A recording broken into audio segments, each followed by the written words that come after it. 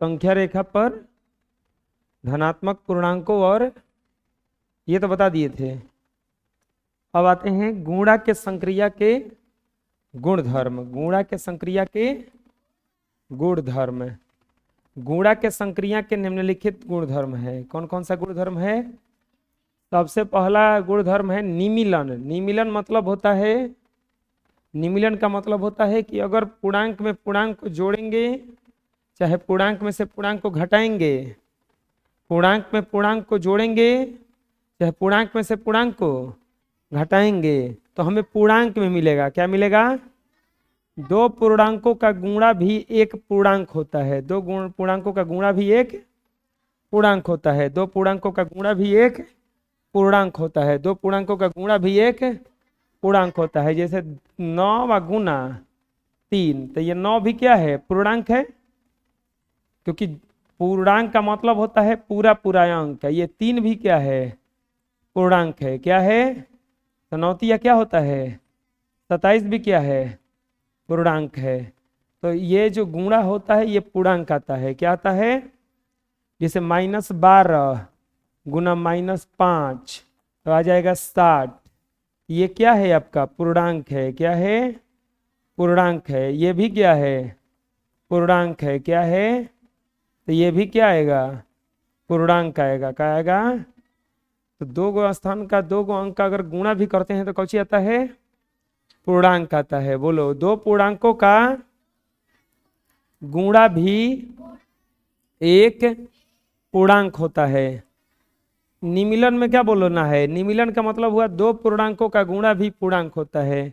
दो पूर्णांकों का गुणा भी क्या होता है?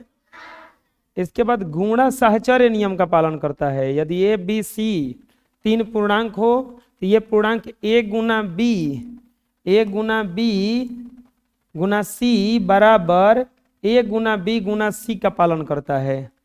अगर ए गुना बी गुना सी, अगर इन दोनों में इससे गुणा किया जाए नहीं तो इन दोनों के गुणनफल में इससे गुणा किया जाए तो बराबर होगा, तो इसे साहचर्य का नियम कहा जाता है। कौन सा नियम कहा जाता है? साहचर्य का नियम। कौन सा नियम? साहचर्य का नियम। चलो यहां तक बनाओ, पहले यहां तक। चलो यहां तक बना लिया होगा। अब देखते हैं हम लोग ये गुणा वाला, गुणा का नियम क्या कहता है, गुणा का साहचर्य नियम क्या कहता है। प्यारे बच्चों, इसका जैसे निकालना है, जैसे मान लो दे देगा 3,4,5 के लिए गुणा के साहचर्य का जांच करें। गुणा के साहचर्य का जांच करें। गुणा के साहचर्य का जांच करें। कैसे जांच होगा? मानेंगे इसको। माना ए बराबर 3 को संख्या है ना, तो ए बी सी मानेंगे। ए बराबर मान लेंगे 3, अब बी बराबर 80 बराबर 5। ए बराबर 3, बी बराबर 4, 80 बराबर। अब बताओ, गुणा के साहचर्य नियम से, गुणा के साहचर्य नियम से, गुणा के साहचर्य नियम से सूत्र क्या होता है? ए गुना बी गुना सी बराबर होता है ए गुना बी गुना सी। ए गुना बी गुना सी बराबर होता है ए गुना बी गुना। चलो बताओ कैसे बनेगा। अब क्या करेंगे इसको? ए के जगह पे 3, बी के जगह पे, सी के जगह पे, और ए के जगह पे, बी के जगह पे, सी के जगह पे रखेंगे। अब क्या हो जाएगा? ये 3 गुना 5 के 20, 3 चौके 12 गुना 5, 12 गुना 5। अब ये हो जाएगा 20 आई 60 बराबर 12 पचे 60, 20 आई 60 बराबर 12 पचे 60। LHS बराबर RHS, LHS बराबर RHS, LHS बराबर। इसीलिए यह गुणा के साहचर्य नियम पर सत्य है। यह गुणा के साहचर्य नियम पर सत्य, गुणा के साहचर्य नियम पर आ जाएगा समझ में, बना लो। नेक्स्ट अब आता है गुणा का क्रम विनिमयता। गुणा का क्रम विनिमयता, गुणा का क्रम विनिमयता, ये क्या होता है समझो। इसमें गुणा का क्रम विनिमयता क्या होता है, वही ना है। क्रम विनिमयता जोड़ का क्या होता है, याद है? जोड़ का क्रम विनिमयता क्या होता है कि अगर ए गुना बी रहे तो ये हो जाता है बी गुना ए गुना बी रहे तो क्या हो जाता है बी गुना, चेंज करेंगे तो उसको कोई अंतर पड़ेगा, इसी को क्रम विनिमयता कहा जाता है। अरे जोड़ में हो रहा था ए प्लस बी तो बराबर हो जा रहा था बी प्लस ए प्लस बी बराबर हो जा रहा था बी प्लस, लेकिन गुणा में क्या हो जाएगा ए गुना बी बराबर हो जाएगा बी गुना।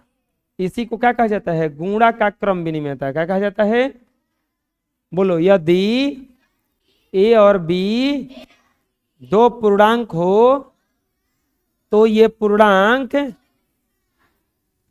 ए गुना बी बराबर बी गुना ए का पालन करती है, जिसे गुणा का क्रम विनिमयता कहा जाता है। आ जाएगा समझ में?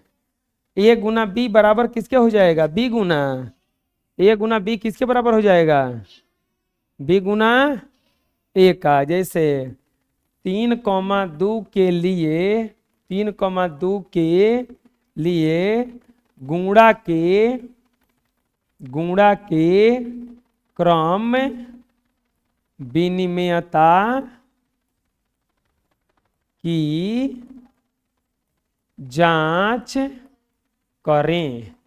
गुणा के क्रम विनिमयता की जांच करें। कैसे बनाएंगे, लिखेंगे ए बराबर मान लेंगे 3, अब बी बराबर क्या मान लेंगे, ए बराबर मान लेंगे 3, अब बी बराबर क्या मान लेंगे।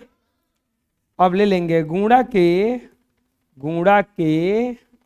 क्रम विनिमयता से, चलो बताओ सूत्र क्या होता है, ए गुना बी बराबर बी गुना ए गुना बी बराबर बी गुना ए का वैल्यू 3, बी का वैल्यू बराबर बी का वैल्यू ए का वैल्यू 3 दूनी के बराबर 3 दूनी के, दोनों छवा गया का, दोनों छवा गया, लिख देंगे इसीलिए यह गुणा के क्रम विनिमयता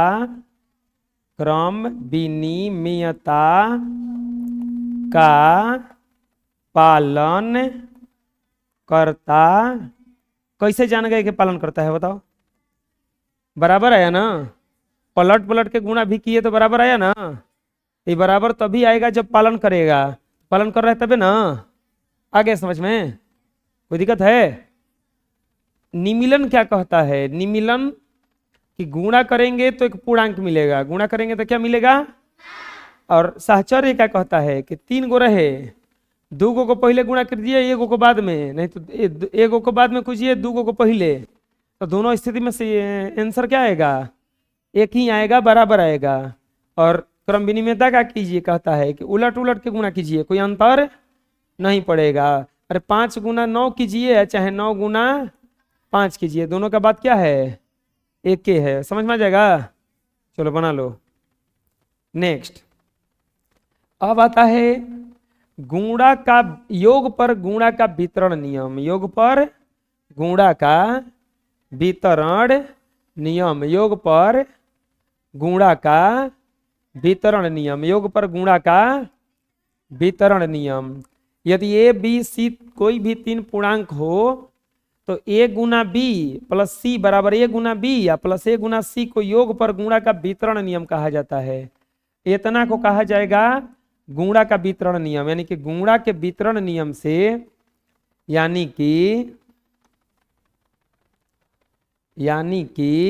गुणा के वितरण नियम से गुणा के वितरण नियम से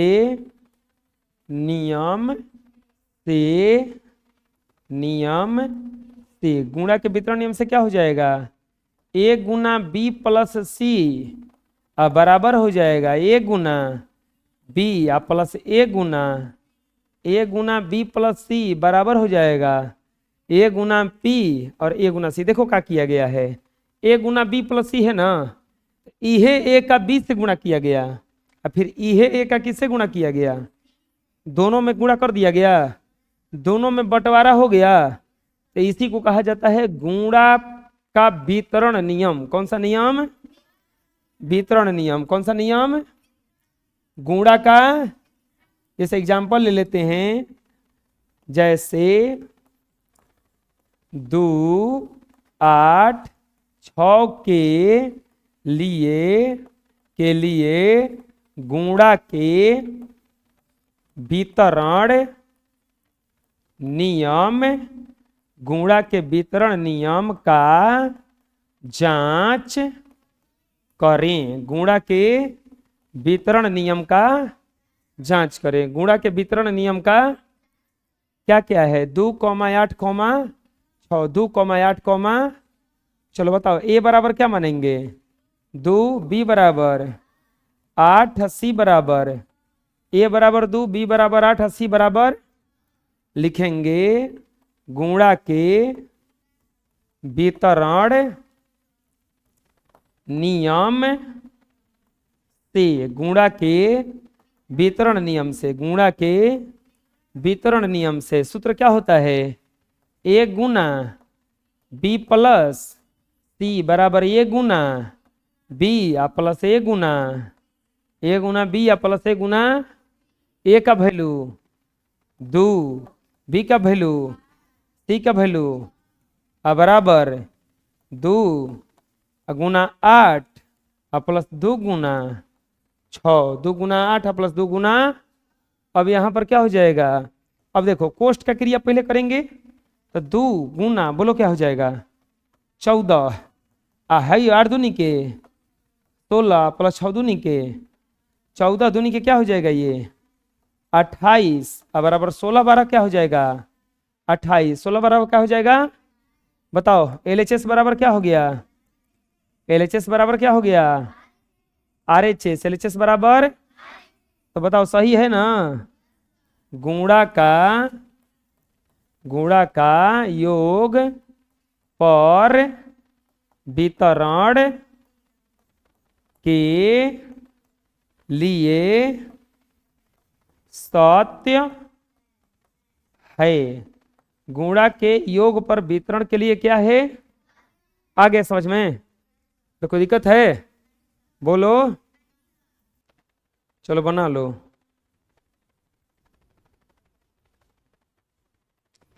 नेक्स्ट देखते हैं।